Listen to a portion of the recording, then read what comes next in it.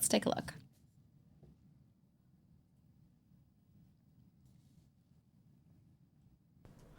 It's his second visit to America as president. After Washington, French President François Hollande will head to Silicon Valley, the nerve center of the global digital economy. He is scheduled to meet with the heads of internet giants like Facebook, Twitter, and Google. During his visit, Hollande will not be avoiding sensitive topics.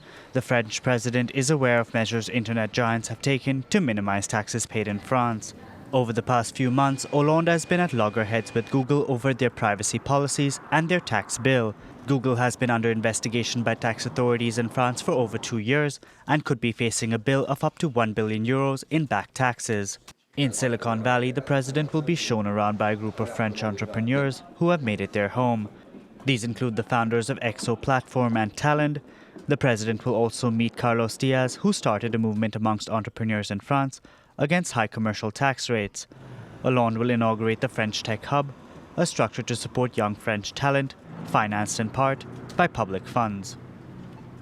Well, joining me here now on the set is analyst and former U.S. State Department official Laurie Dundon. Hi, Laurie. Thank you for coming in. Let's talk first about this op-ed article that's being published today between French President François Hollande and U.S. President Barack Obama. We were talking about the climate before, but that's just one of many things they talk about in this article. Tell us about that. Actually, the editorial is very much an inventory of all the areas in which we're working together. They just want to show praise after praise after praise.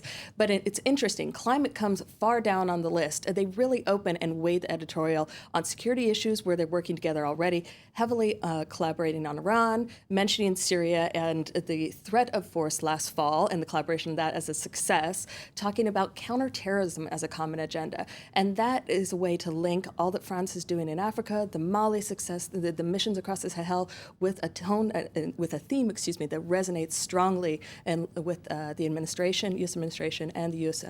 citizens' goals. How is François Hollande seen over there in the U.S.? Is he seen as someone who's tough on security? What's interesting is he has garnered a lot of respect on security issues. It's the nature of the relationship, though, between Obama and Hollande is not as warm and fuzzy, warm and personal as some others in the past. It's very pragmatic, very operational. Both sides seem to be looking at where they gain benefit from each collaboration together, but it works well.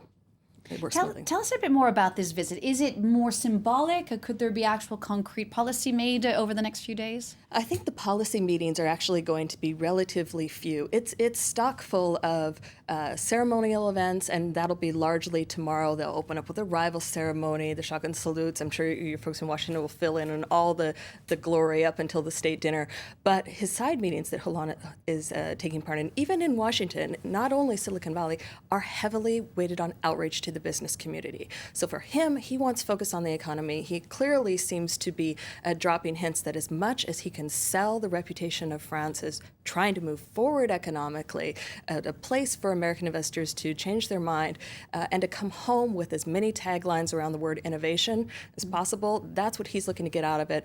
Obama largely wants to stand up and show, I have a partner that's active in the world on security issues. Look, it's not only us out there, and this works well. And that's enough for Obama to get out of it. Let's come back to this idea of Hollande and the economy. He is traveling with a group of businessmen. They're going out, business people. They're going out to Silicon Valley, trying to drum up this business. Will that be enough to convince people back here in France that perhaps he has the right idea with his plan now to revitalize the economy here?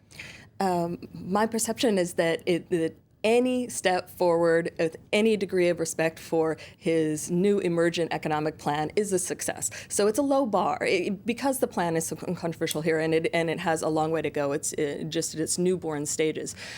So it will be interesting to see how the response is when he's reaching out to these business leaders and significant business leaders in Silicon Valley and in Washington, D.C.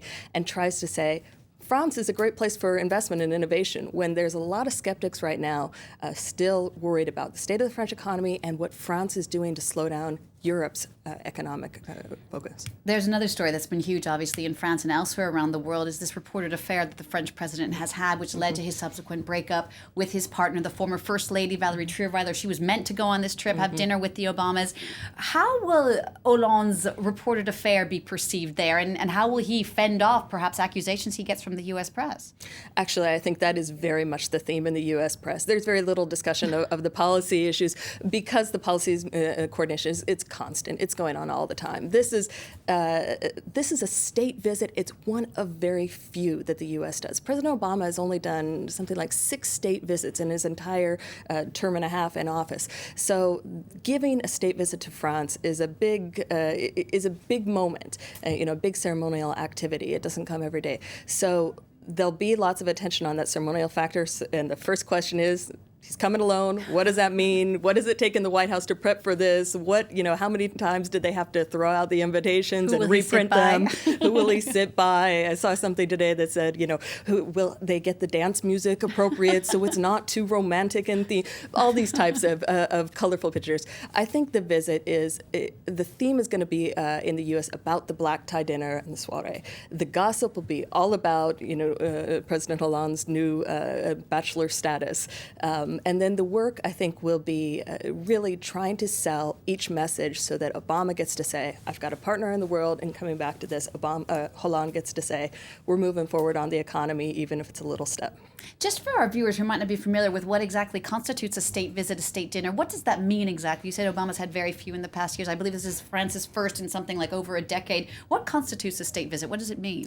A state visit, the key distinction is it's different from an official visit. So you can have working visits by leaders, state leaders, presidents, prime ministers from around the world come and have high delegation visits, but it's not the ball, the soiree, the formal White House black tie dinner and affair, and all of the protocol that goes with it, the formal arrival ceremonies, and it's much gallantry and regal components of the visit as you can get. So the controversy, and one of the reasons there have not been many of them, is the cost that goes with that.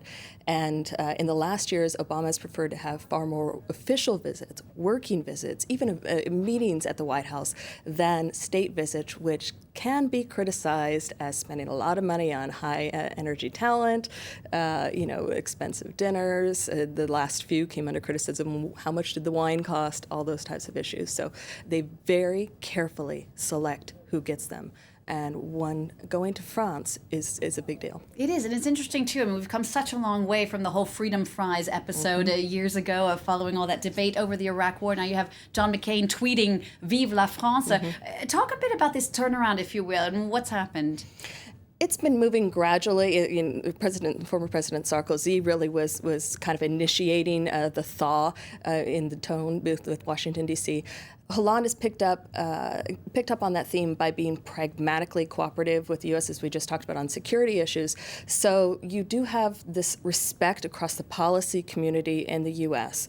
and across the wider population. The sheer fact that the Iraq War is over and we're not name calling in the same way as before. That's enough for people to go back to kind of a rooted interest in a European leader and all the factors that the population is interested in the transatlantic relationship.